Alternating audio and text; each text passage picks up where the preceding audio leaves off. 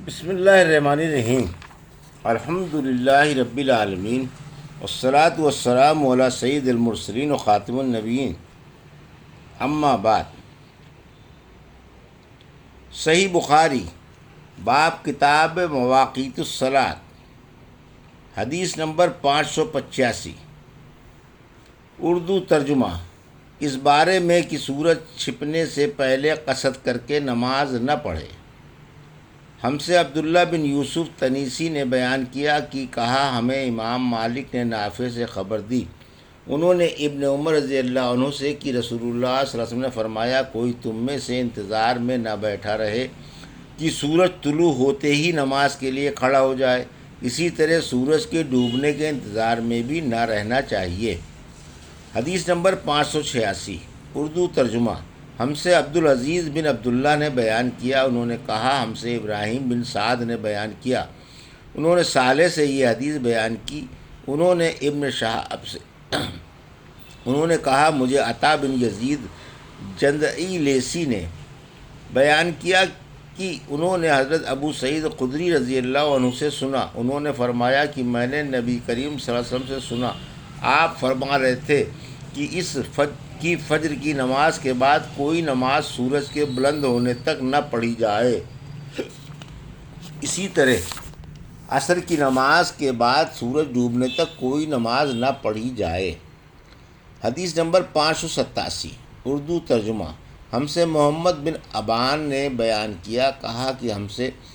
غنزر محمد بن جعفر نے بیان کیا، کہا کہ ہم سے شعبہ نے حدیث بیان کی، ابو الطیاح یزید بن حمید سے کہا کہ میں نے حمران بن ابان سے سنا، وہ معاویہ بن ابی سفیان رضی اللہ عنہ سے یہ حدیث بیان کرتے تھے کہ انہوں نے فرمایا، تم لوگ تو ایک ایسی نماز پڑھتے ہو کہ ہم رسول اللہ صلی اللہ علیہ وسلم کی صحبت میں رہے لیکن ہم نے کبھی آپ کو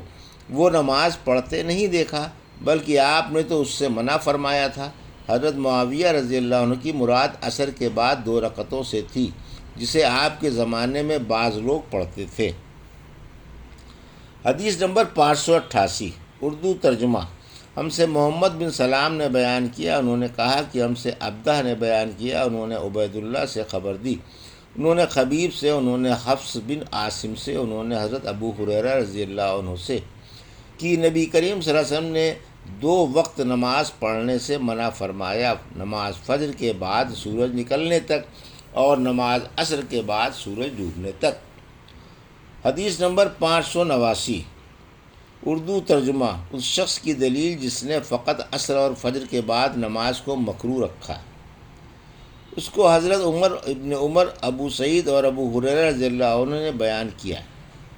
ہم سے ابو النعمان محمد بن فضل نے بیان کیا، کہا ہم سے حماد بن زید نے ایوب سے بیان کیا، انہوں نے نافع سے، انہوں نے ابن عمر رضی اللہ عنہ سے، آپ نے فرمایا کہ جس طرح میں نے اپنے ساتھیوں کو نماز پڑھتے دیکھا، میں بھی اسی طرح نماز پڑھتا ہوں، کسی کو روکتا نہیں، دن اور رات کے جس حصے میں جی چاہے نماز پڑھ سکتا ہے، البتہ سورج کے طلوع اور غروب کے وقت نماز نہ پڑھا کرو۔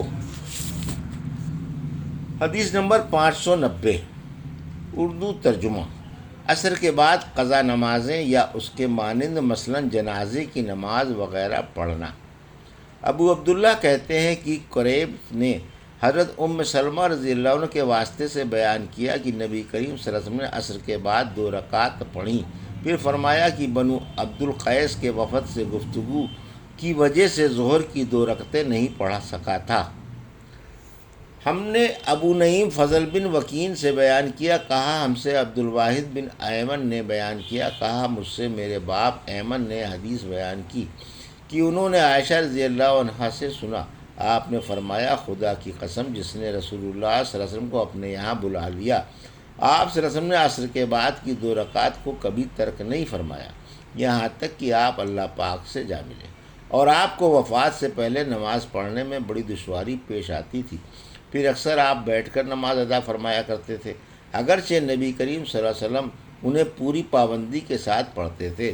لیکن اس خوف سے کہ کہیں صحابہ بھی پڑھنے لگیں اور اس طرح امت کو گراں باری ہو، انہیں آپ صلی اللہ علیہ وسلم نے مسجد میں نہیں پڑھتے تھے، بلکہ آپ کو اپنی آپ صلی اللہ علیہ وسلم کو اپنی امت کا حلقہ رکھنا پسند تھا۔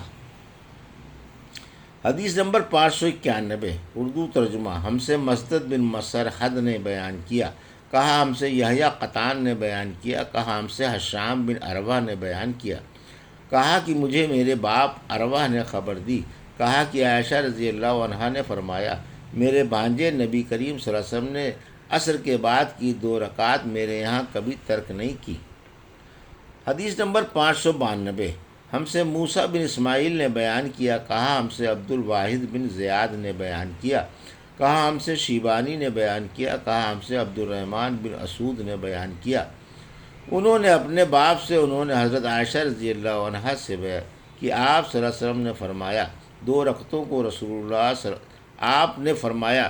2 رکعتوں کو رسول اللہ صلی اللہ علیہ وسلم نے کبھی ترک نہیں فرمایا، پوشیدہ ہو یا عام لوگوں کے سامنے، صبح کی نماز سے پہلے 2 رکعت اور عصر کی نماز کے بعد 2 رکعت۔ حدیث نمبر 593 ہم سے محمد بن عرارہ نے بیان کیا، کہا ہم سے شعبہ نے ابو اسحاق سے بیان کیا، کہا ہم نے اسود بن یزید اور مسروق بن اجدع کو دیکھا کہ انہوں نے حضرت عائشہ رضی اللہ عنہا کے اس کہنے پر گواہی دی کہ نبی کریم صلی اللہ علیہ وسلم جب بھی میرے گھر میں عصر کے بعد تشریف لاتے تو 2 رکعت ضرور پڑھتے۔ حدیث نمبر 594 ابر کے دنوں میں نماز کے لیے جلدی کرنا یعنی سویرے پڑھنا۔ ہم سے معاذ بن فضالہ نے بیان کیا، انہوں نے کہا کہ ہم سے حشام دستوائی نے یحییٰ بن ابی کثیر سے بیان کیا، وہ قلابہ سے نقل کرتے ہیں کہ ابو الملیح عامر بن اسامہ حضلی نے ان سے بیان کیا، انہوں نے کہا کہ ہم ابر کے دن ایک مرتبہ بریدہ بن حصیب رضی اللہ عنہ صحابی کے ساتھ تھے، انہوں نے فرمایا کہ نماز سویرے پڑھا کرو، کیونکہ نبی کریم صلی اللہ علیہ وسلم نے فرمایا ہے جس نے عصر کی نماز چھوڑی اس کا عمل اکارت ہو گیا۔ حدیث نمبر 595 وقت نکل جانے کے بعد نماز پڑھتے وقت اذان دینا۔ ہم سے عمران بن میسرہ نے روایت کیا، کہا ہم سے محمد بن فضیل نے بیان کیا، کہا کہ ہم سے حسین بن عبد الرحمن نے عبداللہ بن ابی قتادہ سے، انہوں نے اپنے باپ سے کہا ہم